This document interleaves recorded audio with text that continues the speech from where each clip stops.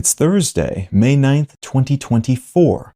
Let's talk about the news. From the New York Times, judge postpones start of Trump documents trial without new date. As anticipated, the judge in former President Trump's classified document trial has indefinitely postponed the start of the trial, citing unresolved issues that need to be figured out before things could get started. The judge in the case, Aileen Cannon, who was appointed by Trump in his final days in office, has been accused of dragging her feet in this case, and it was expected that she would further delay things when she failed to expeditiously act on some of the fundamental issues that need to be resolved in a classified documents case, like what information a jury can hear and what needs to be held back, while also seeming to slow walk some otherwise fairly standard issues that typically would move quickly in this sort of case. The main concern for prosecutors now is that the case will almost certainly be scheduled for some time after the November election, at which point, if Trump wins, it will likely be moot, as he may be able to either pardon himself or get someone in his administration to do away with the charges.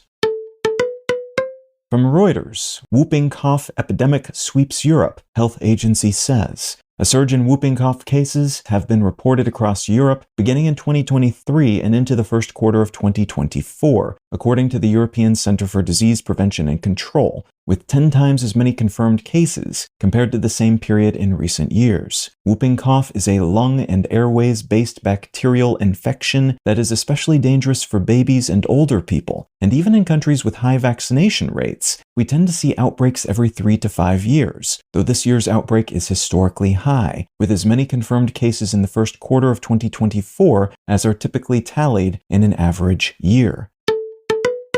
And from the Associated Press, U.S. paused bomb shipment to Israel to signal concerns over Rafah invasion, official says. The U.S. has paused a shipment of bombs to Israel due to concerns that the Israeli military is planning to launch a full-scale invasion of Rafah, which the U.S. has warned against. Israel told Gazan citizens to flee to Rafah, where they would be safe, but it now says they need to invade the city in order to weed out the last remnants of Hamas's leadership in the region. The U.S. government has been criticized for providing weapons to the Israeli military, which they've then used to kill Gazan citizens. And the pause on this shipment was reportedly meant to send a signal that the U.S. is reconsidering what sorts of weapons and support it sends to Israel due to concerns about how they will be used, but also because these bombs in particular would be devastating if dropped in a densely populated city like Rafah. A recent ceasefire proposal that Hamas agreed to was dismissed by Israel as not aligning with their demands, though Israel's government has said it will engage in further ceasefire talks and that they will continue to prepare for their assault on Rafah in the meantime.